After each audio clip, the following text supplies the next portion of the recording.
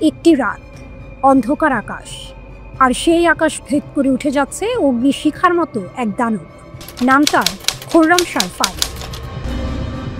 এটি কি শুধুই একটি ক্ষেপণাস্ত্র, নাকি এটি এক নতুন অধ্যায় যেখানে ইরান আর শুধু আঞ্চলিক খেলোয়াড় নয়, বরং বৈশ্বিক শক্তির মঞ্চে এক নতুন প্রতিদ্বন্দ্বী?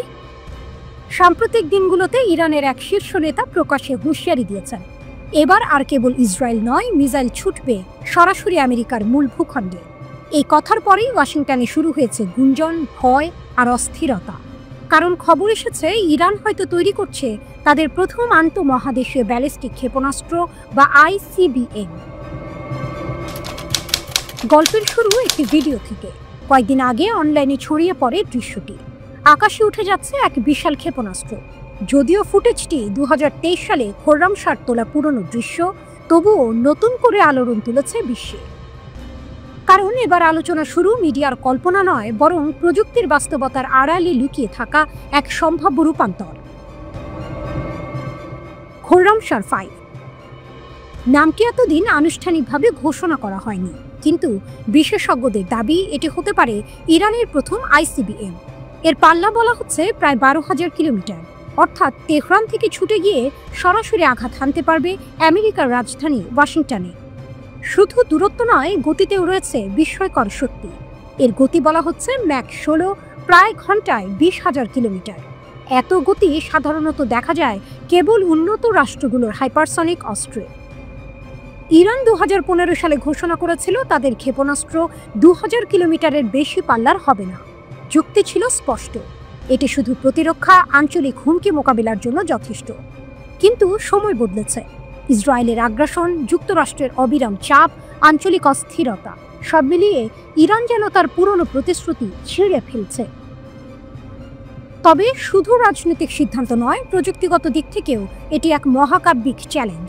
একটি ক্ষেপণাস্ত্রকে মহাকাশের বাইরে পাঠানো, তারপর আবার বায়ুমণ্ডলে প্রবেশ করিয়ে সঠিক লক্ষ্যে আঘাত করা, এ যেন বিজ্ঞানের সবচেয়ে কঠিন সমীকরণ। আর ইরান যদি সত্যি এটি করে থাকে, তবে তা বিশ্ব রাজনীতির ভারসাম্য পাল্টে দিতে বাধ্য। শোনা যাচ্ছে খোররামশাহ 5 বহন করতে পারবে 2 টনের ওয়ারহেড, যা অনেক দেশের পারমাণবিক বা বাংকার ভেদী বোমার সমতুল্য। যদিও এখনো নিশ্চিত নয় এটি সত্যি 12,000 কিলোমিটার পারবে, নাকি 5,500 কিলোমিটার পর্যন্ত সীমাবদ্ধ। ক্ষেপণাস্ত্র বিজ্ঞানের নিয়ম বলছে পাল্লা বাড়লে পেলোড কমে, তবু এর সামর্থ্য নিয়ে ইতোমধ্যেই পশ্চিমা দুনিয়ায় কাঁপন লেগে গেছে। এখানে মনে করিয়ে দেওয়া জরুরি, ইরান ইতিমধ্যে হাইপারসনিক ক্ষেপণাস্ত্র তৈরি করে বিশ্বকে চমকে দিয়েছে। জটিল গাইডেন্স সিস্টেম, প্রতিরোধী উপাদান, সবকিছুতে তারা প্রমাণ করেছে প্রযুক্তির শীর্ষ পর্যায়ে পৌঁছে গেছে। ফলে খোররামশাহ 5 এর কথিত গতি ও পাল্লা যদিও কারো কাছে অবিশ্বাস্য মনে হয়, বাস্তবতায় তা অসম্ভব নয়। তেহরান এখনো সরকারি ঘোষণা দেয়নি, কিন্তু যখন প্রতিরক্ষামন্ত্রী আজিজ নাসেরজাদে সম্প্রতি বললেন আমরা 2 টনের ওয়ারহেড হাইপারসনিক গতিতে পরীক্ষায় সফল হয়েছে, তখন অনেকে ফিস ফিস করে বললেন একি তবে খোররামশাহ 5 এর ছায়া? গল্পটি রহস্যময়। হয়তো এটি কেবল গুজব, হয়তো সত্যিই শুরু হয়েছে এক নতুন যুগ। তবে এক জিনিস নিশ্চিত, এই নামের চারপাশে জন্ম নিয়েছে এক অদৃশ্য আতঙ্ক। আর আতঙ্ক মানেই শক্তি। ইরান সেই শক্তির মালিক হয়ে উঠছে, যাকে থামানো এত সহজ নয়।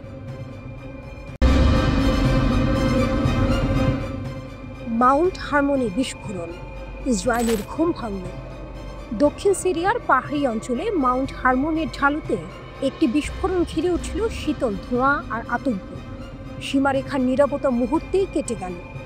7 ইসরায়েলি সৈন্য আহত, 4 জন গুরুতর। সৈন্যরা যে অস্ত্র ব্যবহার করছিলেন তা পুরনো সিরিয়ার, যুদ্ধের ছায়া ফেলে যাওয়া। একটি ভুল নাড়াচাড়া আর বিস্ফোরণ, মুহূর্তে রক্ত আর ধোঁয়া মিলিয়ে গেল। আহতদের তড়িঘড়ি সাফেদ হাসপাতালে নিয়ে যাওয়া হয়। ঘটনাটি ঘটেছে একটি রিজার্ভ ইউনিটের মধ্যে। এরা সীমান্ত রক্ষায় নয়, বরং অপারেশনাল প্রস্তুতিতে নিযুক্ত। কিন্তু পুরনো অস্ত্রের ব্যবহার একটি বড় চ্যালেঞ্জের মুখোমুখি করেছে তাদের। ইসরায়েল আর সিরিয়ার মধ্যে সম্পর্ক বর্তমানে নতুন দিকে ঝুঁকছে। সিরিয়ার পররাষ্ট্রমন্ত্রী আসাদ আল শাইবানি প্যারিসে ইসরায়েলের প্রতিনিধিদের সঙ্গে বৈঠক করেছেন। প্রথমবারের মতো 2 দেশের মধ্যে স্থিতিশীলতা ও দক্ষিণ সিরিয়ার শান্তি নিয়ে গোপন ফাইলগুলোর আলোচনা শুরু হয়েছে। কিন্তু বাস্তবতা আরও ভয়ঙ্কর। দক্ষিণ সিরিয়ার কুনেত্রা ও দারা প্রদেশ জুড়ে ইসরায়েলি সেনারা সীমান্ত লঙ্ঘন চালিয়ে যাচ্ছে, বাড়ি ঘরে হানা দিচ্ছে, চেকপয়েন্ট স্থাপন করছে এবং প্রায়শই বাড়ি ধ্বংস করছে। Syrian observatory for human rights জানায় ৫ অগস্ট আল কাহতানিয়া গ্রামে ২টি বাড়ি ধ্বংস করা হয়েছে। অভিযোগ, এই বাড়িগুলো ইসরায়েলি সামরিক অবস্থানের কাছাকাছি। পাহাড়ি ঢালুতে সূর্য অস্তাচলে, একদিকে ধোঁয়া আর ধ্বংস, দূরে সৈন্যরা আহতদের জন্য লড়ছে, আর আকাশের ওপরে শান্তির বার্তা। কিন্তু ভীতি ঘিরে রেখেছে সীমান্তকে। ইসরায়েল প্রায় ২ বছর ধরে উম্মুল আজম গ্রাম থেকে আল কাহতানিয়া ও আল হামিদিয়া হয়ে হারমোনির ঢাল পর্যন্ত সামরিক স্থাপনাগুলো স্থাপন করেছে। গত বছরের শেষের দিকে আসাদ সরকারের পতনের পর তারা দক্ষিণ সিরিয়ায় দখল প্রসারিত করেছে। যদিও বৈঠক শুরু হয়েছে বিস্ফোরণ দেখালো সীমান্তে শান্তি কেবল কাগজে। পুরনো অস্ত্র, অনিয়ন্ত্রিত আগুন এবং সীমান্তের উত্তেজনা, সব মিলিয়ে পরিস্থিতি এখন অত্যন্ত সংবেদনশীল। এই মুহূর্তে দক্ষিণ সিরিয়ার পাহাড়ি ঢালুতে নীরবতা নেই। প্রতিটি ঝাঁকুনি, প্রতিটি পদক্ষেপ, প্রতিটি শব্দ মুহূর্তে ইতিহাসের সাক্ষী। ইসরায়েলি সৈন্যদের জন্য সীমান্ত শুধুই কৌশল নয়, জীবন আর মৃত্যুর খেলা। গাজায় প্রায় ২ বছর ধরে গণহত্যা চালিয়ে যাওয়া ইসরায়েল মধ্যপ্রাচ্যের এই অগ্রগতি খুব নিবিড়ভাবে নজর রাখছিল। ড্রুজ সম্প্রদায়ের নেতাদের ব্যবহার করে সিরিয়াকে আরও অস্থিতিশীল করতে চাইছে বলে মনে হচ্ছে। ইসরায়েলের প্রধান লক্ষ্য হল সিরিয়ার নতুন প্রশাসন যাতে নিজেদের সংহত করতে না পারে সেটা ঠেকানো। এটাকে ইসরায়েল হুমকি হিসেবে দেখে, বিশেষ করে যখন সিরিয়ার সরকার তুরস্কের সঙ্গে ঘনিষ্ঠভাবে কাজ করে।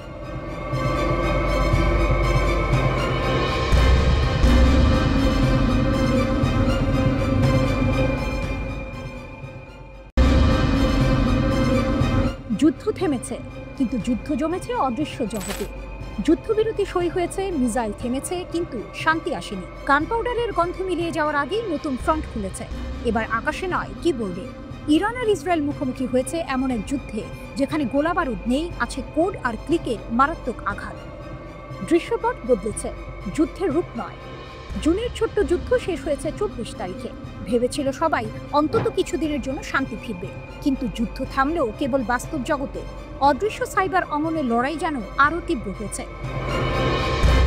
ইসরায়েলি সাইবার ট্রেড গোয়েন্দা সংস্থা ক্লিয়ারস্কাইয়ের প্রধান বোয়াজ দোলভ জানিয়েছেন, যুদ্ধবিরতির পরও ইরান সংযুক্ত হ্যাকাররা মাইক্রোসফট সার্ভারের নতুন দুর্বলতাকে কাজে লাগিয়ে ইসরায়েলি প্রতিষ্ঠানগুলোতে আক্রমণ চালিয়েছে।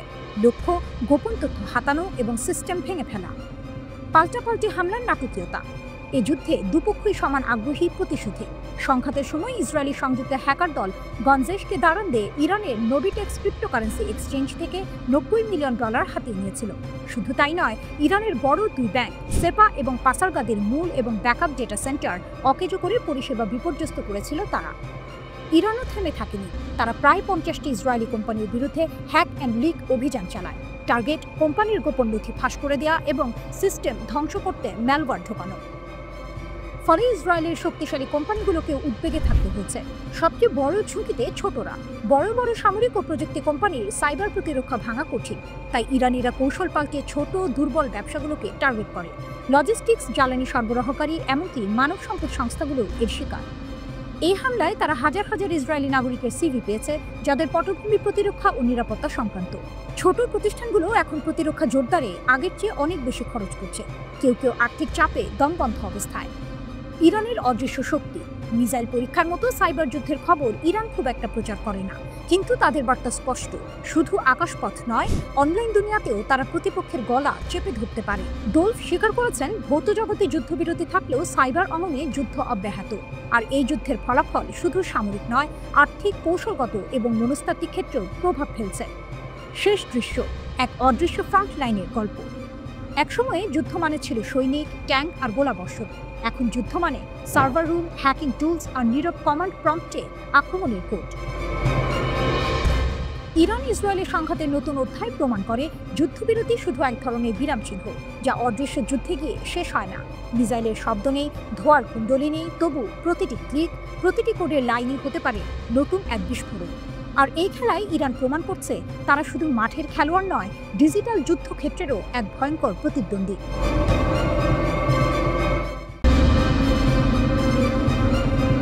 একসময় যুদ্ধের ময়দান কাঁপত হাতি আর ঘোড়ার বিশাল বাহিনীতে। এরপর এলো ট্যাঙ্ক, কামান আর ভয়ঙ্কর সব যুদ্ধ জাহাজ। আধুনিক প্রযুক্তির ছোঁয়ায় যুদ্ধের এই রণক্ষেত্র এখন আরও এক ধাপ এগিয়ে গেছে। আজ যুদ্ধের ময়দান কাঁপছে ফাইটার জেট, ড্রোন আর নেভাল ডিস্ট্রয়ারে। ইউক্রেন রাশিয়া যুদ্ধে আমরা দেখেছি কিভাবে চতুর্থ প্রজন্মের রাশিয়ান ফাইটার জেট MiG-29 ইউক্রেনের সেনাবাহিনীকে নাকানি চুবানি খাইয়ে ছেড়েছে। সেই সময় মার্কিন F-16 যুদ্ধবিমান পাওয়ার জন্য মরিয়া হয়ে উঠেছিল ইউক্রেন। কিন্তু এরই মাঝে যুদ্ধের এই খেলায় এক নতুন টুইস্ট। তুরস্ক নিয়ে এসেছে এক নতুন ফাইটার জেট, নাম কান। 2024 সালের 21শে ফেব্রুয়ারি আঙ্কারার আকাশ কেঁপে উঠল এক নতুন শব্দে। সফলভাবে আকাশে উড়ল কানের প্রথম প্রোটোটাইপ। এই খবর প্রকাশিত হতেই সারা বিশ্ব হইচই পড়ে গেল। তুরস্কের দাবি, এই ফাইটার জেটটি শুধুমাত্র F-16 এর উন্নত সংস্করণ নয়, এটি মার্কিন F-35 এর থেকেও অত্যাধুনিক। তাহলে কি ফাইটার জেটের আকাশে মার্কিন ও রাশিয়ান আধিপত্যের অবসান হতে চলেছে? তুর্কি ফাইটার জেটের নতুন যুগ কি শুরু হতে যাচ্ছে? তাহলে কি ফাইটার জেটের আকাশে মার্কিন ও রাশিয়ান আধিপত্যের অবসান হতে চলেছে? তুর্কি ফাইটার জেটের নতুন যুগ কি শুরু হতে যাচ্ছে? তুর্কি ভাষায় কানের অর্থ রাজাদের রাজা। এই নামটি সার্থক করার জন্যই যেন তুরস্ক সব ধরনের প্রস্তুতি নিয়েছে। 2010 সালে তুর্কি প্রেসিডেন্ট রিসেপ তাইয়েপ এরদোয়ান তার দেশের বিমান বাহিনীকে সমৃদ্ধ করার এই উদ্যোগ নেন। দীর্ঘ এক দশকের বেশি সময় ধরে সুইডেন, যুক্তরাজ্য সহ বিভিন্ন দেশের 200-রও বেশি কোম্পানিকে সঙ্গে নিয়ে তৈরি হয়েছে এই অত্যাধুনিক যুদ্ধবিমান। কানের মূল শক্তি হলো এর প্রযুক্তিতে। এই ফাইটার জেটে ব্যবহার করা হয়েছে দুটি জেনারেল ইলেকট্রিক F-110 ইঞ্জিন, যা মার্কিন F-16 বিমানেও ব্যবহৃত হয়। তবে তুরস্ক জানিয়েছে 2028 সালের মধ্যে তারা নিজস্ব ইঞ্জিন ব্যবহার করে কান তৈরি করবে। 21 মিটার লম্বা এই ফাইটার জেটের গতি ঘন্টায় 2222 কিলোমিটার, যা মার্কিন F-35 এর গতি ঘন্টায় 1950 কিলোমিটার থেকেও বেশি। এর স্টেলথ মোড যেকোনো রাডারকে ফাঁকি দিতে সক্ষম। এছাড়াও এতে অত্যাধুনিক সেন্সর, রাডার, ইলেকট্রনিক ওয়ারফেয়ার এবং আর্টিফিশিয়াল ইন্টেলিজেন্স ব্যবহার করার সুবিধা রয়েছে। সবচেয়ে বড় কথা, এটি থেকে ড্রোনও নিয়ন্ত্রণ করা যাবে। মার্কিন যুক্তরাষ্ট্র যখন কোনো দেশকে অস্ত্র বিক্রি করে তখন বেশ কিছু শর্ত জুড়ে দেয়, যেমন অস্ত্র কোথায় ব্যবহার করা যাবে, তৃতীয় পক্ষকে দেয়া যাবে কিনা, অথবা কোনো আন্তর্জাতিক আইন লঙ্ঘন করা যাবে কিনা ইত্যাদি। কিন্তু তুরস্কের কান কিনলে এমন কোনো শর্তের আওতায় থাকতে হবে না, আর এই কারণেই অনেক দেশ এর দিকে ছুটছে। ইন্দোনেশিয়া এরই মধ্যে 48টি কান কেনার জন্য $10 বিলিয়ন চুক্তি করেছে। এছাড়া সৌদি আরব, আজারবাইজান, ইউক্রেন, পাকিস্তান সহ আরও অনেক দেশ এই ফাইটার জেটটি কিনতে আগ্রহী। তবে কি তুরস্কের ড্রোন শক্তির পর এবার ফাইটার জেটের জগতেও তুরস্কের আধিপত্য শুরু হতে যাচ্ছে? শুধু প্রোটোটাইপ দিয়েই আন্তর্জাতিক বাজারে যে আলোড়ন ফেলেছে কান, তাতে ভবিষ্যতে বাংলাদেশের সামরিক বহরেও এই তুর্কি ফাইটার জেট যুক্ত হওয়ার সম্ভাবনা উড়িয়ে দেওয়া যায় না। কিন্তু এই রাজাদের রাজা শেষ পর্যন্ত কতটা সফলতা পাবে তা জানা যাবে বাণিজ্যিক উৎপাদন শুরু হওয়ার পর।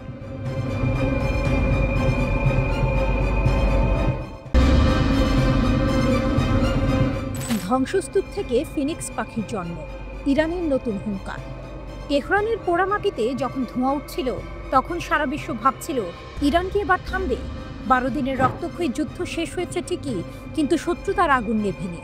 ইসরায়েলের একের পর এক হামলা সত্ত্বেও ইরানের পরমাণু স্থাপনার ইউরেনিয়াম সমৃদ্ধকরণ কর্মসূচি বন্ধ করা যায়নি।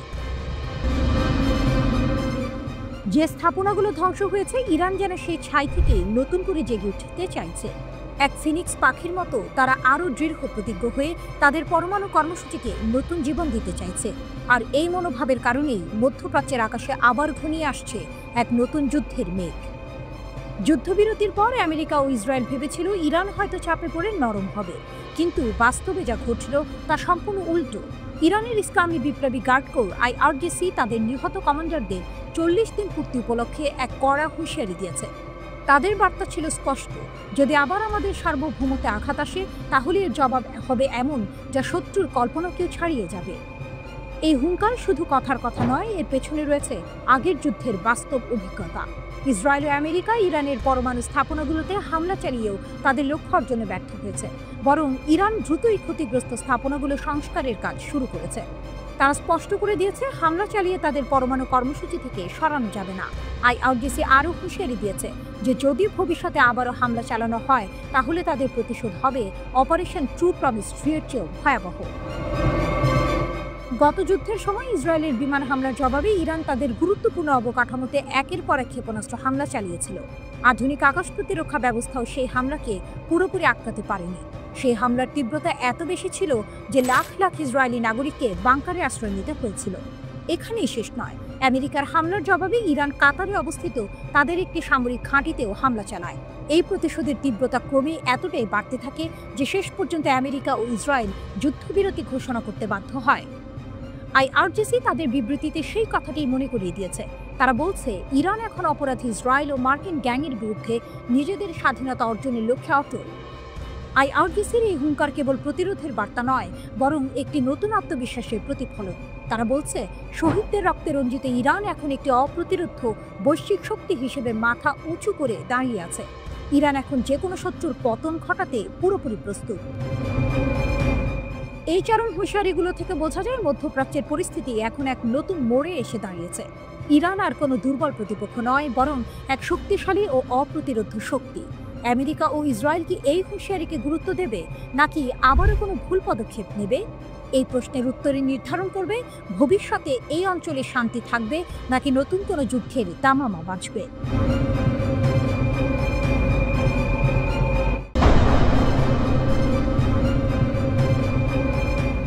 পুতিন কি ইরানকে পারমাণবিক বোমা তৈরিতে সাহায্য করছে? গোপন এক রাতের অন্ধকার সফরে শুরু হয় এই গল্প। একদল ইরানি বিজ্ঞানী চুপিসারে পা রেখেছিলেন রাশিয়ার মাটিতে। তাদের মিশন ছিল অত্যন্ত গোপনীয়। এই সফরের পেছনে লুকিয়েছিল একটি গভীর পরিকল্পনা।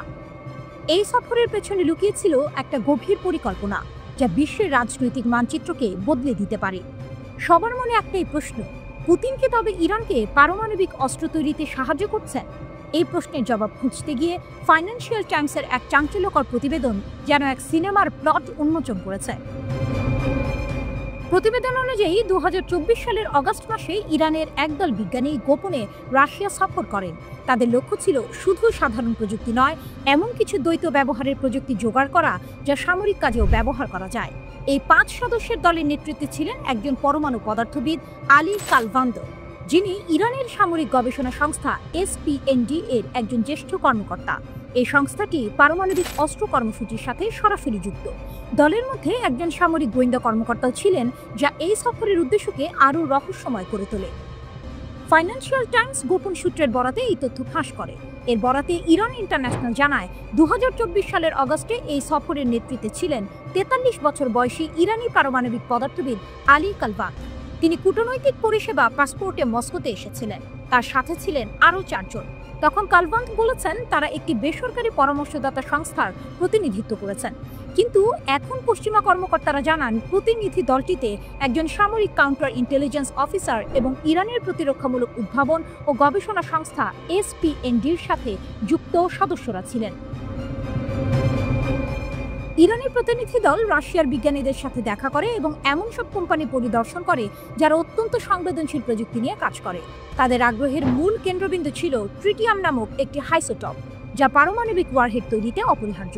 এই সফর শুরুর আগে তারা এক চিঠিতে ট্রিটিয়াম, স্ট্রন্টিয়াম 90 এবং নিকেল 63 এর মতো সংবেদনশীল উপাদানগুলো সরবরাহের অনুরোধ করে। এই উপাদানগুলো সামরিক ক্ষেত্রে ব্যবহারের জন্য অত্যন্ত গুরুত্বপূর্ণ। এই সফর থেকে এক নতুন সত্য সামনে এসেছে। এতদিন ধরে রাশিয়া পারমাণবিক ইরানের ঘোর বিরোধী ছিল, কিন্তু এই গোপন সফর প্রমাণ করে যে মস্কোর অবস্থান হয়তো বদলাচ্ছে। বিশ্লেষকরা মনে করেন, ফেডারেল সিকিউরিটি সার্ভিসের অনুমোদন ছাড়া এই ধরনের সফর ও প্রযুক্তিগত আলোচনা সম্ভব নয়। এর অর্থ রাশিয়া হয়তো এখন ইরানের পারমাণবিক উচ্চাকাঙ্ক্ষাকে গোপনে সমর্থন করছে।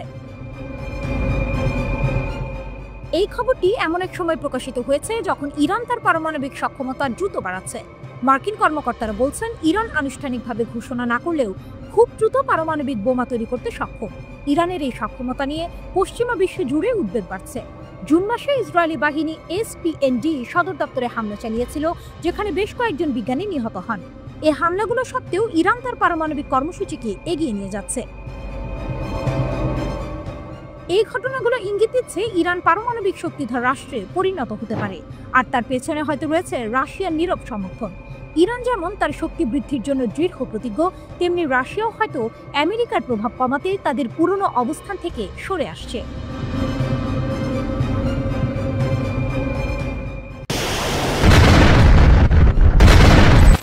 বিমানবন্দরের নীরবতা ভাঙল বিকট শব্দ। তেল আবিবের বেন গুরিয়ন বিমানবন্দর। হাজার হাজার ইসরায়েলের ব্যস্ততা, প্লেনের গর্জন আর জীবনের কোলাহল সেখানে নিত্যদিনের চিত্র। কিন্তু হঠাৎই সেই কোলাহল থেমে গেল। আকাশের বুকে শোনা গেল এক দানবীয় শব্দ, যা শব্দের চেয়েও দ্রুত গতিতে ছুটে আসছিল। এক মুহূর্তের মধ্যেই সতর্কতা সাইরেন বেজে উঠল। বিমানবন্দরের শান্ত পরিবেশ মুহূর্তেই পরিণত হলো আতঙ্কের প্রান্তরে। হাজার হাজার মানুষ নিরাপদ আশ্রয়ের দিকে পাগলের মতো ছুটে চলল। যে ক্ষেপণাস্ত্রটি এই ভয়াবহতা সৃষ্টি করেছে তার নাম প্যালেস্টাইন 2। এটি একটি হাইপারসনিক ব্যালিস্টিক ক্ষেপণাস্ত্র, আর এর পেছনের কারিগর হলো ইয়েমেনি সশস্ত্র বাহিনী। যে সময় পুরো আরব বিশ্ব ফিলিস্তিনিদের ওপর চলা ইসরায়েলি হামলার মুখে নিশ্চুপ, তখন শুধুমাত্র এই ইয়েমেনিরাই ফিলিস্তিনিদের প্রতি সংহতি জানিয়ে একের পর এক হামলা চালিয়ে যাচ্ছে। কিন্তু কেন তারা এত দূর থেকে ইসরায়েলে আঘাত হানছে, আর কিভাবে তাদের হাতে এলো এমন বিধ্বংসী অস্ত্র? ইরানের হাতের পুতুল নাকি ফিলিস্তিনের বন্ধু? অনেকেই মনে করেন ইয়েমেনি সশস্ত্র বাহিনী ইরানের হাতের পুতুল মাত্র। পশ্চিমা গণমাধ্যমের তথ্য অনুযায়ী এই অত্যাধুনিক ক্ষেপণাস্ত্র তৈরির অর্থ ও কারিগরি সহায়তা সবই এসেছে ইরান থেকে। এই ক্ষেপণাস্ত্রের নকশা ইরানের ফতে 110 মডেলের ক্ষেপণাস্ত্রের আদলে তৈরি করা হয়েছে। ইয়েমেনি সামরিক বাহিনীর মুখপাত্র ব্রিগেডিয়ার ইয়াহিয়া সারি একটি ভিডিও বার্তায় গর্বের সঙ্গে এই হামলার কথা ঘোষণা করেছেন। তিনি বলেছেন, এই ক্ষেপণাস্ত্রের পাল্লা 2150 কিলোমিটার এবং একটি 500 কেজির ওয়ারহেড বহন করতে সক্ষম। এর সর্বোচ্চ গতিবেগ 16 মাখ পর্যন্ত হতে পারে, অর্থাৎ শব্দের গতি 16 গুণ। এই হামলার পেছনের প্রেক্ষাপটটি আরও গভীর। 2023 সালের 7 অক্টোবর ফিলিস্তিনি সশস্ত্র সংগঠন হামাস ইসরায়েলের দক্ষিণাঞ্চলে আকস্মিক হামলা চালিয়েছিল। সেই হামলায় 1200 জন ইসরায়েলি নিহত হন এবং 251 জনকে জিম্মি করা হয়। এর প্রতিশোধে ইসরায়েল গাজায় নির্বিচারে হামলা শুরু করে, যা এখনও চলছে। এই 2 বছরের বেশি সময় ধরে চলা হামলায় 60,000-এরও বেশি ফিলিস্তিনি নিহত হয়েছেন, যাদের অধিকাংশই নারী ও শিশু। যখন সমগ্র বিশ্বের নেতারা এই ভয়াবহতার নিন্দা জানালেও কোনো কার্যকর পদক্ষেপ নিচ্ছেন না, তখন হুথিরাই একমাত্র শক্তি যারা প্রতিনিয়ত ফিলিস্তিনিদের পক্ষে দাঁড়িয়ে ইসরায়েলের ওপর হামলা চালিয়ে যাচ্ছে। তারা এই হামলাকে ফিলিস্তিনিদের প্রতি তাদের সংহতি এবং সমর্থন হিসেবে দেখছে। কিন্তু আসল প্রশ্ন হলো, এই সংহতি কি কেবল মানবিক, নাকি এর পেছনে রয়েছে আরও বড় রাজনৈতিক উদ্দেশ্য? মধ্যপ্রাচ্যের নতুন খেলা। ইয়েমেনি সশস্ত্র বাহিনীর এই হামলা মধ্যপ্রাচ্যের রাজনৈতিক সমীকরণকে আরও জটিল করে তুলেছে। একদিকে ইসরায়েল হামাসের যুদ্ধ, অন্যদিকে ইরানের প্রক্সি যুদ্ধ। ইয়েমেনি সশস্ত্র বাহিনী সরাসরি ইরান থেকে আর্থিক ও সামরিক সহায়তা পেলেও তারা নিজেদের স্বাধীন সত্তা হিসেবে প্রমাণ করতে চাইছে। তাদের এই হামলা প্রমাণ করে যে তারা কেবল ইয়েমেনের অভ্যন্তরীণ সংকটে সীমাবদ্ধ নয়, বরং সমগ্র মধ্যপ্রাচ্যের রাজনীতিতে একটি গুরুত্বপূর্ণ ভূমিকা পালন করতে চাইছে। প্যালেস্টাইন 2 ক্ষেপণাস্ত্রের সফল উৎক্ষেপণ তাদের সামরিক সক্ষমতার এক নতুন দিক উন্মোচন করেছে। এর ফলে ইসরায়েল এবং তার মিত্রদের ওপর চাপ আরও বেড়েছে। এখন দেখার বিষয়, এই নতুন রাজনৈতিক খেলায় পরবর্তী চালটি কে দেয়।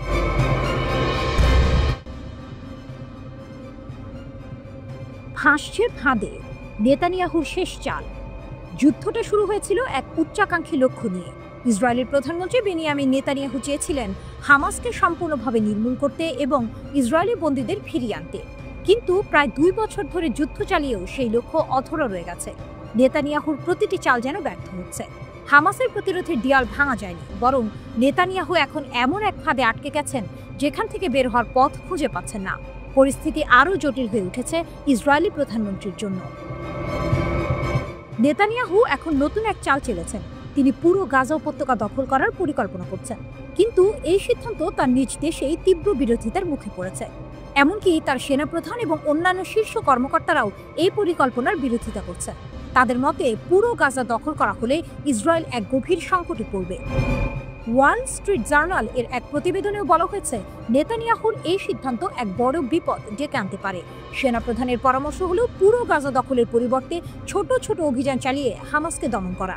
এতে সৈন্যদের ওপর চাপ কমবে এবং কৌশলগত ঝামেলাও এড়ানো যাবে।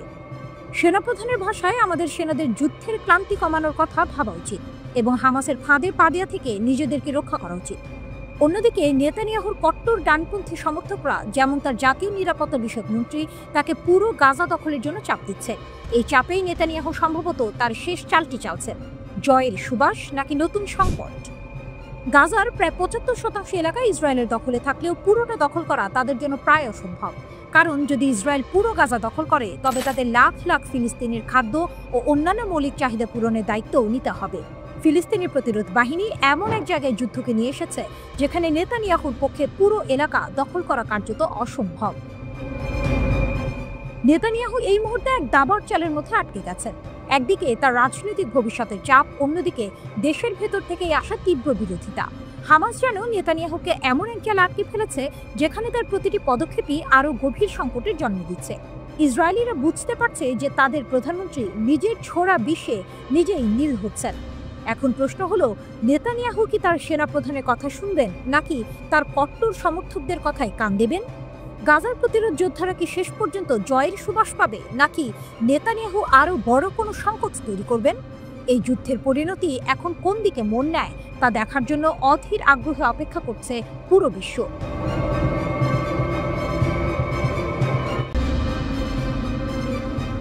ডোনাল্ড ট্রাম্পের নতুন খেলা, ভারতের বন্ধু নাকি শত্রু? প্রেসিডেন্ট ডোনাল্ড ট্রাম্প তার দ্বিতীয় দফার শপথ নেওয়ার পর থেকেই সারা বিশ্ব তার দিকে তাকিয়েছিল। সবাই জানত তিনি ফিরছেন চীনের সঙ্গে পুরনো শুল্ক যুদ্ধ আবার শুরু করতে। তার নির্বাচনী প্রতিশ্রুতি ছিল চীনের অন্যায্য বাণিজ্যিক আচরণ থামানো। কিন্তু 6 মাস যেতে না যেতেই যেন চিত্রনাট্য পুরো পাল্টে গেল। যে আঙুল চীনের দিকে ওঠার কথা ছিল সে আঙুল এখন তার বহু পুরনো মিত্র ভারতের দিকে। শুল্ক আর নিষেধাজ্ঞার তীর এখন ভারতের দিকে ছুটে যাচ্ছে, আর চীন যেন আড়ালে বসে হাসছে। কিন্তু কেন? কিভাবে চীন ট্রাম্পকে বশ মানালো? দৃশ্যপট শুরু হয় বিগত 2 দশকে। ভারত এবং আমেরিকার সম্পর্ক তখন এক নতুন উচ্চতায়। রিপাবলিকান বা ডেমোক্রেট যেই ক্ষমতায় আসুক না কেন, তারা ভারতকে কৌশলগত মিত্র হিসেবে কাছে টানতে চেয়েছে। কোয়াড জোট গঠন থেকে শুরু করে সামরিক চুক্তি, যৌথ মহড়া সবকিছুই চীনকে প্রতিহত করার জন্য এক দারুণ স্ট্র্যাটেজি। ভারত ছিল পশ্চিমা বিশ্বের অন্যতম নির্ভরযোগ্য অংশীদার, কিন্তু সেই পুরনো বন্ধুত্বে হঠাৎ যেন ভাঙন ধরল। ট্রাম্প দ্বিতীয়বার ক্ষমতায় আসার পর হঠাৎ করে ভারতের উপর শুল্কের বোঝা চাপাতে শুরু করেন। ওষুধের ওপর শুল্ক 250% করার হুমকি তো রীতিমতো চমকে দিয়েছে সবাইকে। অথচ চীনের ওপর সর্বোচ্চ শুল্ক ছিল মাত্র 45%। ভারতের ওপর অতিরিক্ত 25% শুল্ক আরোপ ট্রাম্পের, মোট দাঁড়ালো 50। কেন এই বৈষম্য? ট্রাম্পের অভিযোগ দুটি। প্রথমত, ভারতের সঙ্গে আমেরিকার বাণিজ্য ঘাটতি। দ্বিতীয়ত, রাশিয়া থেকে ভারতের তেল কেনা।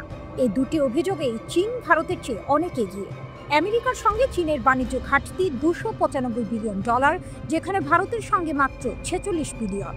রাশিয়া থেকে তেল আমদানির ক্ষেত্রেও চীন ভারতের চেয়ে অনেক বেশি পরিমাণে তেল ও কয়লা কেনে, কিন্তু শাস্তিটা দেয়া হচ্ছে শুধু ভারতকে। তাহলে কি চীন ট্রাম্পের ওপর কোনো জাদুমন্ত্র প্রয়োগ করেছে? রহস্যের সমাধান লুকিয়ে আছে এক বিশেষ ধরনের খনিজ পদার্থের মধ্যে, বিরল খনিজ। পৃথিবীর 90% বিরল খনিজ মজুদ রয়েছে চীনের কাছে। এই খনিজগুলো আধুনিক যুদ্ধ বিমান, ক্ষেপণাস্ত্র, নাইট ভিশন ডিভাইস, এমনকি ড্রোন তৈরিতে অপরিহার্য। ট্রাম্প যখন চীনের ওপর শুল্ক বাড়ালেন, চীন পাল্টা হিসেবে এই বিরল খনিজ রপ্তানি সীমিত করে দিল। আর এখানেই ঘটল আসল টুইস্ট। মার্কিন প্রতিরক্ষা শিল্পে ধস নামা শুরু হলো। একটি ড্রোন প্রস্তুতকারী কোম্পানি চুম্বক না পেয়ে উৎপাদন বন্ধ করে দিল। একটি কোম্পানিকে বিরল খনিজ কেনার জন্য বাজারের দামের চেয়ে 60 গুণ বেশি টাকা দিতে হলো। আমেরিকার প্রতিরক্ষা বিভাগের ব্যবহৃত 80,000 উপাদান এই বিরল খনিজগুলোর ওপর নির্ভরশীল। জার্মেনিয়াম, গ্যালিয়াম, অ্যান্টিমনি এমন খনিজ রপ্তানি বন্ধ হওয়ায় পুরো আমেরিকান প্রতিরক্ষা ব্যবস্থা হুমকির মুখে পড়ল। ট্রাম্পের সামনে দুটি পথ ছিল। হয় তিনি চীনের বিরুদ্ধে কঠোর অবস্থান ধরে রাখবেন এবং নিজ দেশের প্রতিরক্ষা শিল্পকে ঝুঁকির মধ্যে ফেলবেন, অথবা চীনের সঙ্গে আপোষ করবেন। তিনি দ্বিতীয় পথটি বেছে নিলেন। চীনের ওপর থেকে শুল্ক কমিয়ে দিলেন যাতে বিরল খনিজ সরবরাহ আবার স্বাভাবিক হয়। কিন্তু নিজেকে একজন শক্ত নেতা প্রমাণ করার জন্য তার একটি শিকার দরকার ছিল, আর সেই শিকার হলো তার পুরনো বন্ধু ভারত। ভারতের টেক্সটাইল, ঔষধ, ইস্পাত সবকিছুর ওপর শুল্কের হুমকি দিয়ে তিনি যেন তার ক্ষমতা দেখাচ্ছেন। চীনের কাছে পরাজিত হওয়ার ক্ষোভ তিনি ভারতের ওপর মেটাচ্ছেন। সাবেক মার্কিন প্রেসিডেন্ট পদপ্রার্থী নিকি হ্যালিও এই বৈষম্যের প্রতিবাদ করেছেন। তিনি বলেছেন, চীন যদি রাশিয়ার সবচেয়ে বড় তেল ও গ্যাস ক্রেতা হয়, তবে কেন শুধু ভারতকে শাস্তি দেওয়া হচ্ছে? এই আচরণ মিত্রদের মধ্যে আস্থার সংকট তৈরি করবে। সব মিলিয়ে ট্রাম্পের এই নাটকীয় সিদ্ধান্ত এটাই প্রমাণ করে যে আন্তর্জাতিক রাজনীতিতে বন্ধু শত্রু বলে কিছু নেই, আছে কেবল স্বার্থের খেলা। আর এই খেলায় ভারতের মতো একটি নির্ভরযোগ্য বন্ধুকে দূরে ঠেলে দিয়ে ট্রাম্প আপাত দৃষ্টিতে চীনের কাছে নিজের পরাজয় স্বীকার করে নিয়েছেন। কিন্তু এর দীর্ঘমেয়াদী প্রভাব কি হবে সেটাই এখন দেখার বিষয়।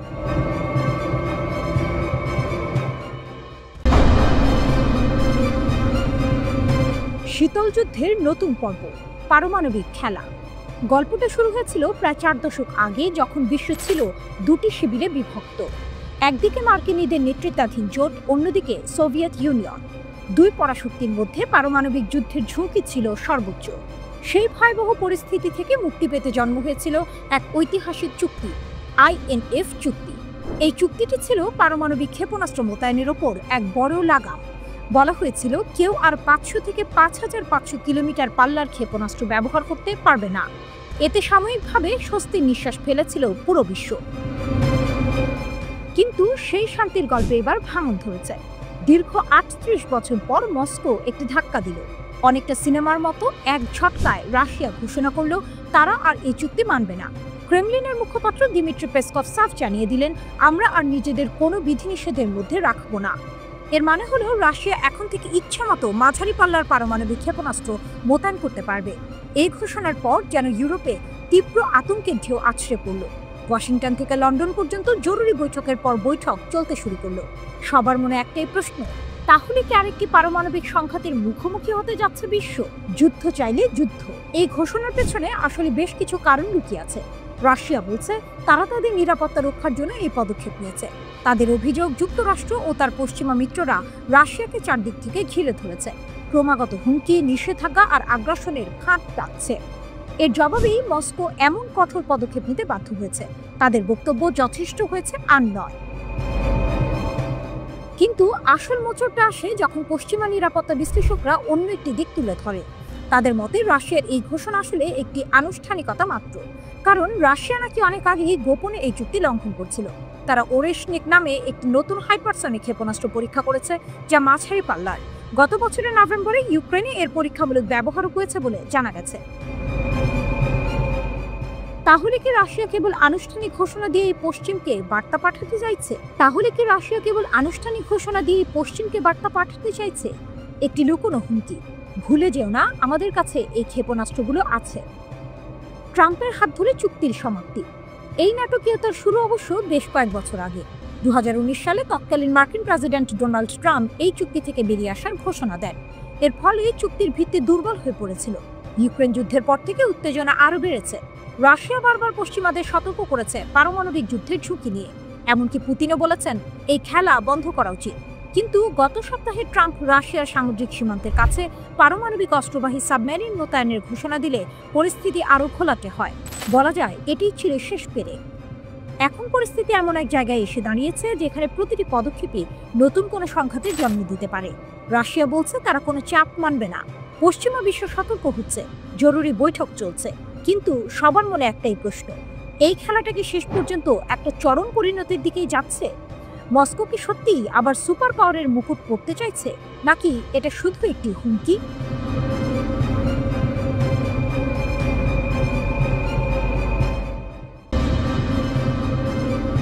চীন রাশিয়ার নীরব গর্জন। পৃথিবীর বুকে তখনও ভোরের আলো ফোটেনি যখন জাপান সাগরের আকাশ হঠাৎ করেই ভারী হয়ে উঠল। দুটি পরাশক্তির যুদ্ধবিমান গর্জন করে উড়ে চলল এক গোপন মিশনে। একদিকে চীনের অত্যাধুনিক Y-8 অ্যান্টি সাবমেরিন বিমান, অন্যদিকে রাশিয়ার শক্তিশালী IL-38 মডেলের বিমান। তাদের লক্ষ্য একটাই, শত্রুর পারমাণবিক সাবমেরিনগুলো খুঁজে বের করে ধ্বংস করা।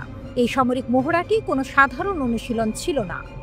এটি ছিল আমেরিকা ও তার মিত্রদের জন্য এক স্পষ্ট বার্তা, যে বার্তাটি ছিল আমাদের নিরাপত্তা ও সম্মান নিয়ে খেলার চেষ্টা করলে কঠিন জবাব অপেক্ষা করছে।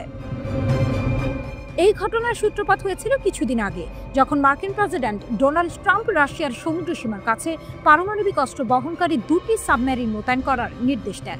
ইউক্রেন যুদ্ধে রাশিয়াকে সামরিকভাবে চাপে ফেলার জন্যই এই কৌশল নেওয়া হয়েছিল। ট্রাম্পের উদ্দেশ্য ছিল রাশিয়াকে যুদ্ধবিরতিতে বাধ্য করা, কিন্তু রাশিয়া ও চীন চুপ করে বসে থাকার পাত্র নয়। ট্রাম্পের এই হুমকির পরেই তারা এই যৌথ সামরিক মহড়ার আয়োজন করল, যা যেন পুরনো ঠান্ডা যুদ্ধের স্মৃতি ফিরিয়ে আনল। এই মহড়া প্রমাণ করে আধুনিক প্রযুক্তি ও কৌশল প্রয়োগে রাশিয়া ও চীন কতটা দৃঢ় প্রতিজ্ঞ। তারা শুধু পারমাণবিক অস্ত্রের হুমকির মুখে হাত গুটিয়ে বসে থাকে না, বরং পাল্টা ব্যবস্থা নিতেও প্রস্তুত।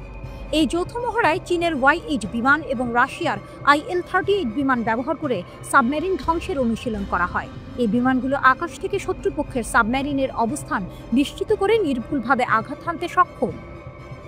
ট্রাম্প শুধু সামরিক হুমকি দিয়ে ক্ষান্ত হননি, তিনি রাশিয়াকে নতুন করে কঠোর বাণিজ্যিক নিষেধাজ্ঞার হুমকিও দিয়েছেন। রাশিয়ার নিরাপত্তা কাউন্সিলের ডেপুটি চেয়ারম্যান দিমিত্রি মেদভেদেভ ট্রাম্পের এই হুমকিকে সশস্ত্র যুদ্ধের উস্কানি হিসেবে উল্লেখ করেছেন। যদিও ক্রেমলিনের মুখপাত্র দিমিত্রি পেসকভ আমেরিকা ও রাশিয়ার মধ্যে যুদ্ধের সম্ভাবনাকে উড়িয়ে দিয়েছেন, তিনি পারমাণবিক ইস্যুতে মন্তব্য করার ক্ষেত্রে সব পক্ষকেই সতর্ক থাকার আহ্বান জানিয়েছেন।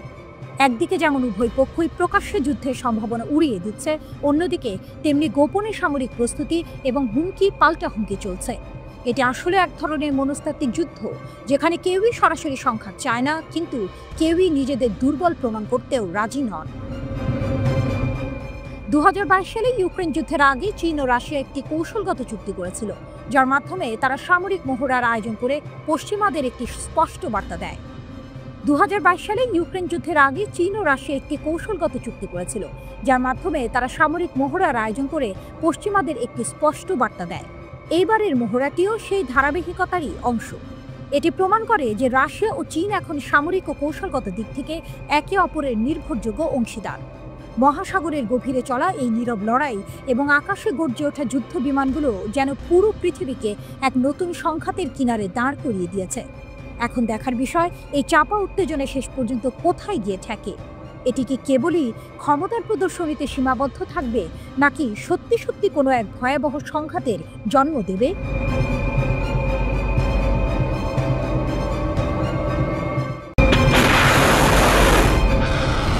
রাতের আকাশে হয়তো আপনি যুদ্ধ বিমান দেখেছেন, গর্জন করে উড়ে যাওয়া, বজ্রের মতো শব্দ করা, আগুনের রেখা টেনে আকাশ চিরে দেয়া।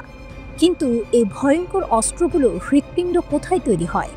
উত্তরটা চমকে দেবে বেইজিংয়ে। হ্যাঁ, মার্কিন যুক্তরাষ্ট্রের আধুনিক যুদ্ধযন্ত্র F-35 যুদ্ধ বিমান, আর্লেবার্গ ধ্বংসকারী জাহাজ, এমনকি ভয়ঙ্কর ভার্জিনিয়া শ্রেণীর সাবমেরিন, সবকিছুই দাঁড়িয়ে আছে এক নীরব কিন্তু শক্তিশালী উপাদানের উপর, বিরল পৃথিবীর খনিজ। আর এই খনিজের প্রক্রিয়াকরণের 85% নিয়ন্ত্রণ করছে চীন। প্রতিটি F-35 লুকিয়ে আছে 920 পাউন্ডেরও বেশি বিরল খনিজ। প্রতিটি যুদ্ধ জাহাজে প্রয়োজন 5700 পাউন্ড, আর প্রতিটি সাবমেরিন 10,000 পাউন্ডেরও বেশি। এটা শুধু ধাতু নয়, এটাই হলো মার্কিন সামরিক শক্তির স্নায়ুতন্ত্র। ওয়াশিংটনের বিশেষজ্ঞ গ্রেসলিন বাস্কোরো স্পষ্ট বলেছেন, এগুলি সর্বত্র যুদ্ধ বিমান, যুদ্ধজাহাজ, ক্ষেপণাস্ত্র, লেজার, ট্যাঙ্ক, স্যাটেলাইট, ড্রোন সবকিছুতেই। কিন্তু সমস্যা হলো, এই খনিজের সরবরাহ শৃঙ্খল প্রায় সম্পূর্ণই চীনের হাতে। এবং বেইজিং শুধু খনিজই নয়, এর থেকেও গুরুত্বপূর্ণ স্থায়ী চুম্বক তৈরির প্রযুক্তি নিয়ন্ত্রণ করে, যা অস্ত্র ব্যবস্থার প্রাণকেন্দ্র। ট্রাম্পের বাণিজ্য যুদ্ধের সময় চীন রপ্তানি ধীর করে দেয়। পশ্চিমা প্রতিরক্ষা কোম্পানিগুলো তখন বিলম্ব আর খরচ বৃদ্ধির তিক্ত অভিজ্ঞতা নেয়। সাবেক মার্কিন জ্বালানি বিভাগের কর্মকর্তা অ্যাশলি জুমওয়াল্ড ফোর্বস সতর্ক করেন, আমাদের অস্ত্র তৈরি করতে কার্যত চীনের অনুমতি নিতে হচ্ছে। এটা অত্যন্ত বিপজ্জনক। সমস্যাটা হলো, বিরল পৃথিবী আসলে পৃথিবীতে বিরল নয়। 17টি মৌলের এই গ্রুপ সর্বত্র আছে, কিন্তু অর্থনৈতিকভাবে লাভজনক মজুদ পাওয়া কঠিন। একসময় যুক্তরাষ্ট্র নিজেই শীর্ষ উৎপাদক ছিল, কিন্তু 90-এর দশকে পরিবেশগত উদ্বেগ ও খরচের চাপে তারা উৎপাদন বন্ধ করে দেয়। এখন ক্যালিফোর্নিয়ার একটি মাত্র খনি বাকি আছে, মাউন্টেন পাস। অন্যদিকে চীন কয়েক দশক ধরে বিপুল বিনিয়োগে শিল্পটিকে দখলে নিয়েছে। এপ্রিল মাসে তারা 7 ধরনের বিরল পৃথিবী ও চুম্বকের রপ্তানি নিয়ন্ত্রণ ঘোষণা করে। যুক্তরাষ্ট্র পাল্টা জাতীয় মজুদ বাড়ায়, মিত্র দেশ থেকে সরবরাহের চেষ্টা করে। কিন্তু রেথিয়নের সিইও সোজা কথা বলেছেন, 95% বেশি উপকরণ চীন থেকে আসে বা ওখানেই প্রক্রিয়াজাত হয়, বিকল্প নেই। পেন্টাগন এখন মরিয়া হয়ে বিকল্প গড়ে তুলছে। $540 মিলিয়ন ঢেলেছে গুরুত্বপূর্ণ খনিজ প্রকল্পে। এমপি ম্যাটেরিয়ালসের সঙ্গে বহু বিলিয়ন ডলারের চুক্তি করেছে 2028 সালের মধ্যে নিজস্ব চুম্বক কারখানা গড়তে। কিন্তু সমস্যা হলো, খনি পেলেও চীন যে বিচ্ছেদ ও উৎপাদন প্রযুক্তিতে দশকের অভিজ্ঞ, তা পুষিয়ে নিতে বছর লেগে যাবে। এদিকে চীন থামছে না, মিয়ানমারের বিরল খনিজ খনি দখল করছে, বিদেশে জ্ঞান রপ্তানি ঠেকাতে বিশেষজ্ঞদের রেজিস্ট্রি করছে, আর বিদেশি খনি কিনছে আগের চেয়ে দ্রুত গতিতে। শেষ দৃশ্যটা সিনেমার ক্লাইম্যাক্সের মতো। আমেরিকার সবচেয়ে ভয়ঙ্কর অস্ত্রের রিমোট কন্ট্রোল যেন বেইজিংয়ের হাতে। যুদ্ধের ময়দানে হয়তো গোলা বারুদ ছোড়া হবে ওয়াশিংটন থেকে, কিন্তু সেই গুলি তৈরির অনুমতি চীনের টেবিলে রাখা এক শোয়ের অপেক্ষায়।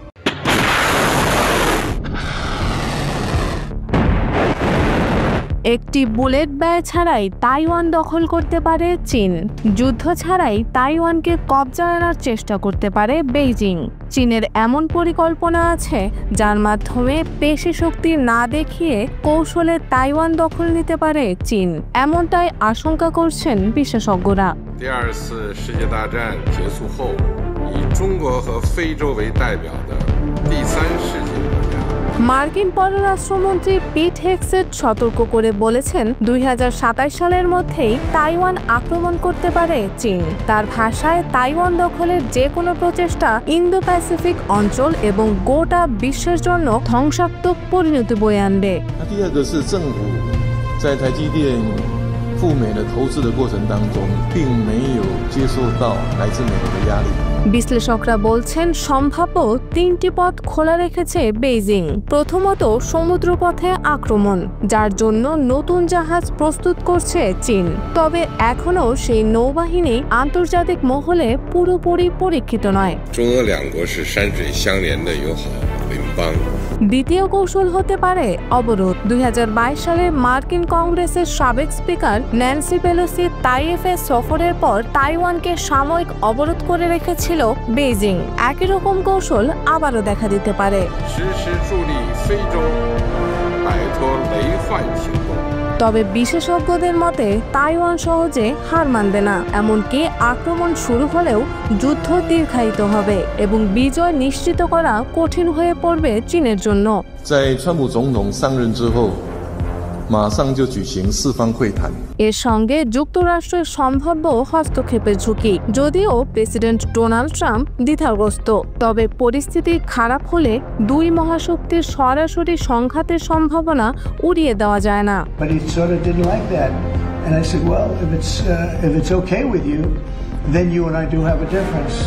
যদিও চীনের প্রেসিডেন্ট শি জিনপিং প্রকাশ্যে কোনো যুদ্ধের সময়সীমা নিয়ে কিচ্ছু বলেননি, বরং তিনি শান্ত স্বরে বলছেন তাইওয়ান ও চীনের মানুষ এক পরিবার, এই ঐক্য ঠেকানো কারো পক্ষে সম্ভব নয়। 今年是中国人民抗日战争、苏联伟大卫国战争。 এদিকে তাইওয়ানের রাজনৈতিক বিভাজন বাড়তে থাকায় পরিস্থিতি ঘোলাটে হচ্ছে।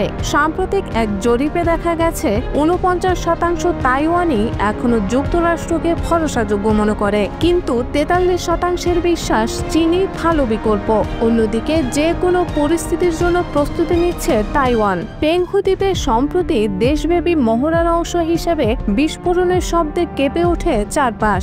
উপপররাষ্ট্রমন্ত্রী উ চিহচুং বলেন, জনগণকে আর সরল মনে করা যাবে না, চীন যুদ্ধের প্রস্তুতি নিচ্ছে।50头不仅仅是军事胜利的象征，更代表了我们保家卫国的决心。তিনি আরও যোগ করেন, চীন এত বড় এত শক্তিশালী, তাইওয়ান একা কখনো প্রস্তুত হতে পারবে না।对等尊严、健康有序对话交流的承诺，以及世世代代守护民主自由生活的坚持。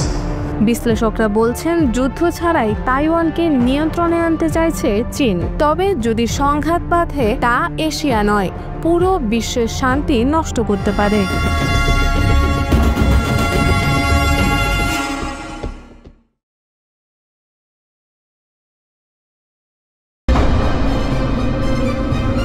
উনিশশো 90-এর দশকের সেই শীতল যুদ্ধের দিনগুলো হঠাৎ করে যেন আবার ফিরে এলো, কিন্তু এবার কোনো সীমানা রেখায় নয়, বরং মহাসাগরের গভীরে। এক নির্দেশেই বদলে গেল সবকিছু। মার্কিন প্রেসিডেন্ট ডোনাল্ড ট্রাম্পের একটি নির্দেশে পারমাণবিক সাবমেরিনগুলো রাশিয়ার দিকে যাত্রা শুরু করল। এই ঘটনা যেন সমগ্র বিশ্বকে এক পুরনো ভয়ের মুখোমুখি দাঁড় করিয়ে দিল। যে ভয় ছিল পারমাণবিক যুদ্ধের, যা ছিল দুই পরাশক্তির নীরব প্রতিদ্বন্দ্বিতার। ট্রাম্পের এই নির্দেশ যেন মহাসাগরের গভীরে থাকা এক ঘুমন্ত দানবকে জাগিয়ে তুলেছে। গভীরের দানব, কার শক্তি বেশি? ট্রাম্পের নির্দেশের পরপরই শুরু হলো জল্পনা, কে বেশি শক্তিশালী, রাশিয়া নাকি আমেরিকা? রাশিয়ার সংসদ সদস্য ভিক্টর ভোটলাটস্কির মন্তব্য সেই জল্পনাকে আরও উস্কে দিল। তিনি বললেন, মহাসাগরে থাকা রুশ পারমাণবিক সাবমেরিনের সংখ্যা যুক্তরাষ্ট্রের তুলনায় অনেক বেশি। ট্রাম্প যে সাবমেরিনগুলো পাঠাচ্ছেন সেগুলো অনেকদিন ধরেই আমাদের নজরদারিতে আছে। এই মন্তব্য থেকে বোঝা যায় উভয় দেশই একে অপরের উপর নজরদারি চালাচ্ছে। কিন্তু প্রশ্ন হলো, কার শক্তি বেশি? বেশিরভাগ বিশ্লেষকের মতে এই খেলায় রাশিয়া এগিয়ে। তাদের হাতে এমন সব অত্যাধুনিক সাবমেরিন রয়েছে যা যুক্তরাষ্ট্রের শক্তিকেও হারিয়ে দিতে পারে। রাশিয়ার নৌবহরে আছে প্রায় 64টি সাবমেরিন, যার মধ্যে 14টি ব্যালিস্টিক মিসাইল বহনকারী। এগুলোকে রাশিয়ার কৌশলগত প্রতিরক্ষা ব্যবস্থার কেন্দ্রবিন্দু মনে করা হয়। ভয়াবহতার রূপরেখা: রাশিয়ার হাতে আছে 8টি বোরি ক্লাস সাবমেরিন। প্রতিটি সাবমেরিনে আছে 16টি বুলাভা SLBM এবং 6টি টর্পিডো লঞ্চার। এই সাবমেরিনগুলো পানির নিচে শত্রু সাবমেরিন ধ্বংস করতে পারে, এমনকি সমুদ্রের তলায় মাইনও বসাতে পারে। ধীরে ধীরে এগুলোকে প্রতিস্থাপন করছে ডেল্টা 4 ক্লাস সাবমেরিন। এই সাবমেরিনগুলো সাগরের নিচে রাশিয়ার পারমাণবিক প্রতিরক্ষার মূল ভিত্তি। সবচেয়ে আধুনিক হলো ইয়াসান ক্লাস সাবমেরিন, যার আছে 4টি। প্রতিটি সাবমেরিনে 5টি ক্যালিবার্গ অথবা 4টি P-800 ক্ষেপণাস্ত্র রাখা হয়। প্রতিটি সাবমেরিনে 5টি ক্যালিবার্গ অথবা 4টি P-800 ক্ষেপণাস্ত্র রাখা যায়, যা দূরপাল্লার আক্রমণ ও যুদ্ধজাহাজ ধ্বংসে অত্যন্ত কার্যকর। অন্যদিকে যুক্তরাষ্ট্র পিছিয়ে নেই, তাদেরও আছে বিশাল সাবমেরিন বহর। তারা 3 ধরনের অ্যাটাক সাবমেরিন পরিচালনা করে: ভার্জিনিয়া ক্লাস, সিওল ক্লাস এবং লস অ্যাঞ্জেলস ক্লাস। তারাও মহাসাগরের গভীরে নিজেদের আধিপত্য ধরে রাখতে সমানভাবে লিপ্ত। এক অস্থির ভবিষ্যৎ: ট্রাম্পের এই নির্দেশ এবং রাশিয়ার পাল্টা হুমকি। ট্রাম্পের এই নির্দেশ এবং রাশিয়ার পাল্টা হুমকি কেবল দুই দেশের মধ্যে উত্তেজনা বাড়াচ্ছে না, বরং পুরো বিশ্বকে এক অস্থির ভবিষ্যতের দিকে ঠেলে দিচ্ছে। এই সাবমেরিনগুলো কেবল সামরিক সরঞ্জাম নয়, এগুলো হলো এক নীরব হুমকি, এক অদৃশ্য যুদ্ধের প্রতীক। যখন এই সাবমেরিনগুলো গভীর সাগরে একে অপরের সঙ্গে মুখোমুখি হয়, তখন তা কেবল দুটি দেশের সামরিক শক্তির প্রতিযোগিতা নয়, বরং মানব সভ্যতার টিকে থাকার এক চরম পরীক্ষা হয়ে দাঁড়ায়। মহাসাগরের গভীরে যে খেলা শুরু হয়েছে তার ফল কি হবে তা কেউ জানে না। এই সাবমেরিনগুলো কি কেবল ক্ষমতার প্রদর্শনী, নাকি কোনো এক ভয়াবহ যুদ্ধের সূচনা? নীরব সংকেত থেকে এক ভয়াবহ পারমাণবিক সংঘাতের দিকে কি এগিয়ে যাচ্ছে বিশ্ব?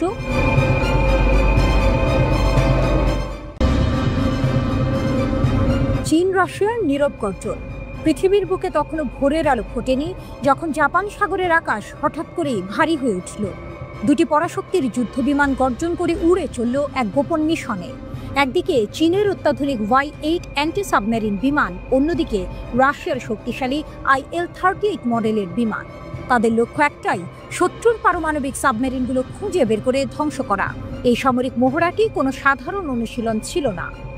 এটি ছিল আমেরিকা ও তার মিত্রদের জন্য এক স্পষ্ট বার্তা, যে বার্তাটি ছিল, আমাদের নিরাপত্তা ও সম্মান নিয়ে খেলার চেষ্টা করলে কঠিন জবাব অপেক্ষা করছে। এই ঘটনার সূত্রপাত হয়েছিল কিছুদিন আগে, যখন মার্কিন প্রেসিডেন্ট ডোনাল্ড ট্রাম্প রাশিয়ার সমুদ্র সীমার কাছে পারমাণবিক অস্ত্র বহনকারী 2টি সাবমেরিন মোতায়েন করার নির্দেশ দেন। ইউক্রেন যুদ্ধে রাশিয়াকে সামরিকভাবে চাপে ফেলার জন্যই এই কৌশল নেওয়া হয়েছিল। ট্রাম্পের উদ্দেশ্য ছিল রাশিয়াকে যুদ্ধবিরতিতে বাধ্য করা, কিন্তু রাশিয়া ও চীন চুপ করে বসে থাকার পাত্র নয়। ট্রাম্পের এই হুমকির পরেই তারা এই যৌথ সামরিক মহড়ার আয়োজন করল, যা যেন পুরনো ঠান্ডা যুদ্ধের স্মৃতি ফিরিয়ে আনল। এই মহড়া প্রমাণ করে আধুনিক প্রযুক্তি ও কৌশল প্রয়োগে রাশিয়া ও চীন কতটা দৃঢ় প্রতিজ্ঞ। তারা শুধু পারমাণবিক অস্ত্রের হুমকির মুখে হাত গুটিয়ে বসে থাকে না, বরং পাল্টা ব্যবস্থা নিতেও প্রস্তুত। এই যৌথ মহড়ায় চীনের Y-8 বিমান এবং রাশিয়ার IL-38 বিমান ব্যবহার করে সাবমেরিন ধ্বংসের অনুশীলন করা হয়। এই বিমানগুলো আকাশ থেকে শত্রুপক্ষের সাবমেরিনের অবস্থান নিশ্চিত করে নির্ভুলভাবে আঘাত হানতে সক্ষম। ট্রাম্প শুধু সামরিক হুমকি দিয়ে ক্ষান্ত হননি, তিনি রাশিয়াকে নতুন করে কঠোর বাণিজ্যিক নিষেধাজ্ঞার হুমকিও দিয়েছেন। রাশিয়ার নিরাপত্তা কাউন্সিলের ডেপুটি চেয়ারম্যান দিমিত্রি মেদভেদেভ ট্রাম্পের এই হুমকিকে সশস্ত্র যুদ্ধের উস্কানি হিসেবে উল্লেখ করেছেন। যদিও ক্রেমলিনের মুখপাত্র দিমিত্রি পেসকভ আমেরিকা ও রাশিয়ার মধ্যে যুদ্ধের সম্ভাবনাকে উড়িয়ে দিয়েছেন, তিনি পারমাণবিক ইস্যুতে মন্তব্য করার ক্ষেত্রে সব পক্ষকেই সতর্ক থাকার আহ্বান জানিয়েছেন। একদিকে যেমন উভয় পক্ষই প্রকাশ্যে যুদ্ধের সম্ভাবনা উড়িয়ে দিচ্ছে, অন্যদিকে তেমনি গোপনে সামরিক প্রস্তুতি এবং হুমকি পাল্টা হুমকি চলছে। এটি আসলে এক ধরনের মনস্তাত্ত্বিক যুদ্ধ, যেখানে কেউই সরাসরি সংঘাত চায় না, কিন্তু কেউই নিজেদের দুর্বল প্রমাণ করতেও রাজি নন। 2022 সালে ইউক্রেন যুদ্ধের আগে চীন ও রাশিয়া একটি কৌশলগত চুক্তি করেছিল, যার মাধ্যমে তারা সামরিক মহড়ার আয়োজন করে পশ্চিমাদের একটি স্পষ্ট বার্তা দেয়। 2022 সালে ইউক্রেন যুদ্ধের আগে চীন ও রাশিয়া একটি কৌশলগত চুক্তি করেছিল, যার মাধ্যমে তারা সামরিক মহড়ার আয়োজন করে পশ্চিমাদের একটি স্পষ্ট বার্তা দেয়। এইবারের মহড়াটিও সেই ধারাবাহিকতারই অংশ। এটি প্রমাণ করে যে রাশিয়া ও চীন এখন সামরিক ও কৌশলগত দিক থেকে একে অপরের নির্ভরযোগ্য অংশীদার। মহাসাগরের গভীরে চলা এই নীরব লড়াই এবং আকাশে গর্জে ওঠা যুদ্ধ বিমানগুলো যেন পুরো পৃথিবীকে এক নতুন সংঘাতের কিনারে দাঁড় করিয়ে দিয়েছে। এখন দেখার বিষয়, এই চাপা উত্তেজনা শেষ পর্যন্ত কোথায় গিয়ে ঠেকে। এটি কি কেবলই ক্ষমতার প্রদর্শনীতে সীমাবদ্ধ থাকবে, নাকি সত্যি সত্যি কোনো এক ভয়াবহ সংঘাতের জন্ম দেবে?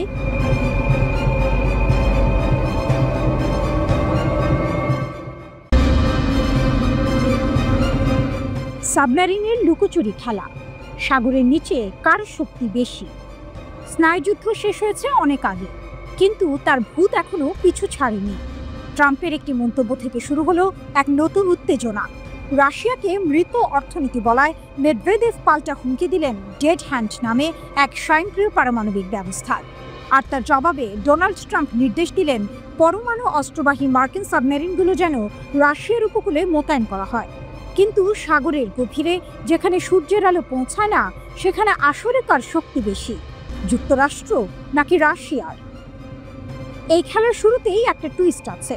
যেখানে ট্রাম্পের এই পদক্ষেপকে অনেকে হঠাৎ নিয়ে সিদ্ধান্ত ভাবছেন, সেখানে রাশিয়ার পক্ষ থেকে দাবি করা হচ্ছে তাদের পারমাণবিক সাবমেরিনের সংখ্যা যুক্তরাষ্ট্রের চেয়ে অনেক বেশি এবং আমেরিকার পাঠানো সাবমেরিনগুলো অনেক আগে থেকেই তাদের নজরে আছে।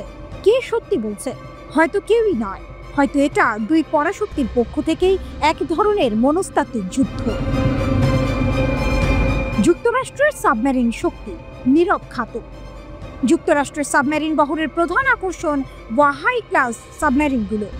এগুলোর ডাকনাম বুমার। এদের প্রধান পরিচয় হলো এগুলো অত্যন্ত গোপনে চলতে পারে এবং পারমাণবিক ক্ষেপণাস্ত্র ছোড়ার ক্ষেত্রে এদের নির্ভুলতা প্রায় নিখুঁত। 14টি বুমার এখন সক্রিয়। প্রতিটি সাবমেরিন 20টি পর্যন্ত সাবমেরিন থেকে নিক্ষিপ্ত ব্যালিস্টিক ক্ষেপণাস্ত্র SLBM বহন করতে পারে, যার প্রধান অস্ত্র হলো ট্রাইডেন্ট D5 ক্ষেপণাস্ত্র। দীর্ঘ সময় ধরে সাগরে টহল দিতে পারার সক্ষমতা এদের বিশেষত্ব। আক্রমণাত্মক সাবমেরিনের ক্ষেত্রে যুক্তরাষ্ট্রের বহরে রয়েছে 3 ধরনের সাবমেরিন: ভার্জিনিয়া ক্লাস, সাউউলফ ক্লাস এবং লস অ্যাঞ্জেলস ক্লাস। এর মধ্যে ভার্জিনিয়া ক্লাস সবচেয়ে আধুনিক। এগুলোতে শুধু টমাহক ও হারপুন ক্ষেপণাস্ত্রই নয়, বিশেষ সামরিক অভিযানের জন্য আলাদা সুবিধা রয়েছে। সিওউলফ ক্লাস সাবমেরিন সংখ্যায় কম হলেও এর টর্পেডো টিউব ও অস্ত্র ধারণ ক্ষমতা ভয়ঙ্কর। আর লস অ্যাঞ্জেলস ক্লাস সাবমেরিনগুলো যুক্তরাষ্ট্রের সাবমেরিন বহরের মেরুদণ্ড হিসেবে পরিচিত। এদের নীরব গতি ও নির্ভরযোগ্যতা এখনও কিংবদন্তি। রাশিয়ার সাবমেরিন শক্তি সংখ্যায় এগিয়ে। রাশিয়ার নৌবাহিনী সংখ্যায় অনেক বড়। তাদের কাছে প্রায় 64টি সাবমেরিন আছে, যার মধ্যে 14টি ব্যালিস্টিক ক্ষেপণাস্ত্রবাহী সাবমেরিন। রাশিয়ার গর্ব বোরেই ক্লাস সাবমেরিনগুলো, যেগুলোর প্রতিটিতে 16টি করে বুলাভা SLBM রয়েছে। এগুলো ডেল্টা 4 ক্লাস সাবমেরিনের স্থলাভিষিক্ত হচ্ছে। এছাড়া ডেল্টা 4 এর 6টি সাবমেরিন এখনও সক্রিয় আছে, যা রাশিয়ার পারমাণবিক প্রতিরক্ষার প্রধান ভিত্তি। রাশিয়ার সবচেয়ে আধুনিক আক্রমণাত্মক সাবমেরিন হলো ইয়াসেন ক্লাস। এই সাবমেরিনগুলো আগের মডেলগুলোর তুলনায় ছোট এবং কম ক্রু দিয়ে পরিচালিত হয়। এগুলো স্থলভাগে দূরপাল্লার আক্রমণ চালানোর জন্য ক্যালিবার ক্ষেপণাস্ত্র এবং সমুদ্রে যুদ্ধজাহাজ ধ্বংস করার জন্য অনেক ক্ষেপণাস্ত্র বহন করতে পারে। এই মুহূর্তে সাগরের তলদেশে যে লড়াই চলছে, তা কেবল দুটি দেশের সামরিক সক্ষমতা নয়, বরং একটি মনস্তাত্ত্বিক ও রাজনৈতিক লড়াই। ট্রাম্পের সাবমেরিন মোতায়েন হয়তো তার দৃঢ়তা প্রদর্শনের একটি কৌশল। অন্যদিকে রাশিয়ার পক্ষ থেকে তাদের সাবমেরিনের সংখ্যা নিয়ে বাড়িয়ে বলাও হতে পারে প্রতিপক্ষকে চাপে রাখার একটি চাল।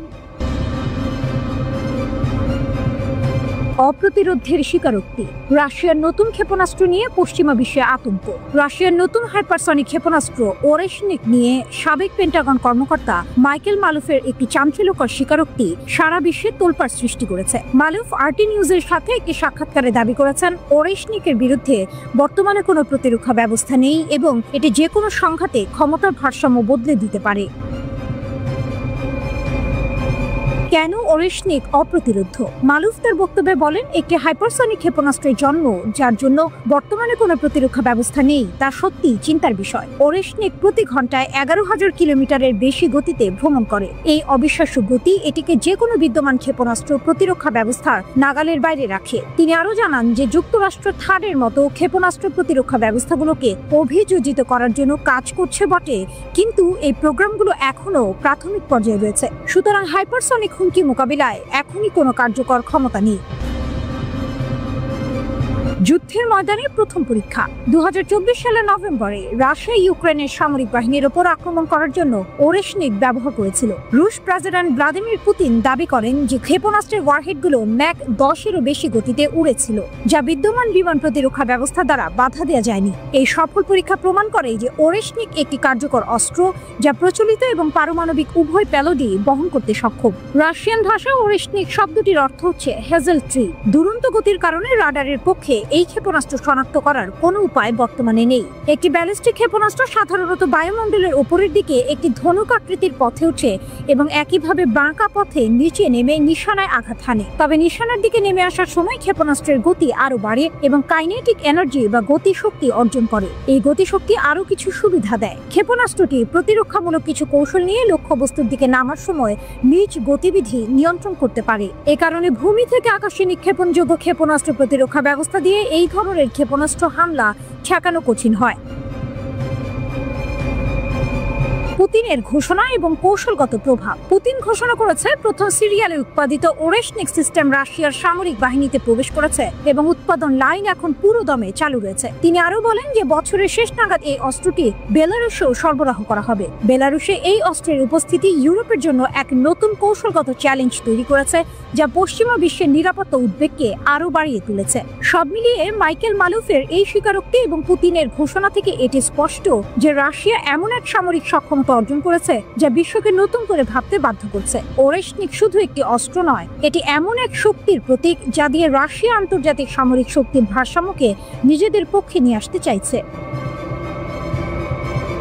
সামরিক বিশ্লেষক ভ্লাদিস্লাভ শুরিগিনি রুশ সংবাদ মাধ্যম ইনভেস্টিয়াকে বলেছেন, ওরেশনিক ক্ষেপণাস্ত্র আধুনিক ক্ষেপণাস্ত্র প্রতিরক্ষা ব্যবস্থাকে ভেদ করার ক্ষমতা রাখে। তিনি আরো বলেন, এটি পারমাণবিক ওয়ারহেড ব্যবহার না করেও গভীর সুরক্ষিত ভোর হচ্ছে, তবে পূর্ব দিগন্তে সূর্য নয়, উঠেছে যুদ্ধের কালো মেঘ। চারিদিকে শুধু রণক্ষেত্রের গন্ধ। মার্কিন প্রেসিডেন্ট ডোনাল্ড ট্রাম্প এক চালবাজ দাবারের মতো রাশিয়ার নাকের ডগায় 2টি পারমাণবিক সাবমেরিন এনেছেন। তার হুঙ্কার 8ই আগস্টের মধ্যে সবকিছু শান্ত না হলে ফল ভালো হবে না। কিন্তু রাশিয়া তো আর চুপ করে বসে থাকার পাত্র নয়। ট্রাম্পের হুমকির জবাবে পুতিনের সহচর সাবেক প্রেসিডেন্ট দিমিত্রি মেদভেদেভ গর্জে উঠেছেন। তিনি ট্রাম্পের এই আলটিমেটামকে হুমকি এবং যুদ্ধের দিকে পদক্ষেপ বলে অভিহিত করেছেন। আর এরপর থেকেই দাবার চাল পাল্টে গেছে। পারমাণবিক অচলাবস্থা, রাশিয়ার পাল্টা চাল। রাশিয়া তার পারমাণবিক ক্ষেপণাস্ত্রের উপর থেকে সমস্ত নিষেধাজ্ঞা তুলে নিয়েছে। ক্রেমলিন ঘোষণা করেছে এখন থেকে মস্কো আর আইএনএফ যুগের ক্ষেপণাস্ত্র পাল্লার বিধিনিষেধ মেনে চলতে বাধ্য নয়। অর্থাৎ তারা এখন 500 থেকে 5500 কিলোমিটার পাল্লার মধ্যে ভূমি থেকে উৎক্ষেপণযোগ্য ক্ষেপণাস্ত্র যে কোনো মুহূর্তে মোতায়েন করতে পারে। এই ঘটনার জন্য রাশিয়া সরাসরি মার্কিন যুক্তরাষ্ট্র এবং ন্যাটোকে দায়ী করেছে। তাদের বক্তব্য, পশ্চিমারা তাদের নিরাপত্তা বিঘ্নিত করছে এবং কৌশলগত ভারসাম্য নষ্ট করার চেষ্টা করছে। আইএনএফ চুক্তি ও তার পরিণতি। 1987 সালের আইএনএফ চুক্তি, যা স্বল্প ও মাঝারি পাল্লার ক্ষেপণাস্ত্রের ব্যবহার নিষিদ্ধ করেছিল, 2019 সালে মার্কিন যুক্তরাষ্ট্রই প্রথম তা ভেঙে দেয়। তখন তারা রাশিয়াকে চুক্তি লঙ্ঘনের জন্য অভিযুক্ত করেছিল। রাশিয়া তখন বলেছিল যে আমেরিকা নতুন করে কোনো ক্ষেপণাস্ত্র মোতায়েন না করলে তারাও করবে না। কিন্তু এখন সেই প্রতিশ্রুতি থেকে তারা সরে এসেছে। রাশিয়ার পররাষ্ট্র মন্ত্রণালয় স্পষ্টভাবে জানিয়েছে চুক্তিটি আর পালনের মতো অবস্থায় নেই। পররাষ্ট্রমন্ত্রী সের্গেই ল্যাভরভ এর আগেও সতর্ক করে দিয়েছিলেন যে মার্কিন যুক্তরাষ্ট্রের কোনো পদক্ষেপের প্রতিক্রিয়া হিসেবে মস্কো পাল্টা ব্যবস্থা নিতে পারে।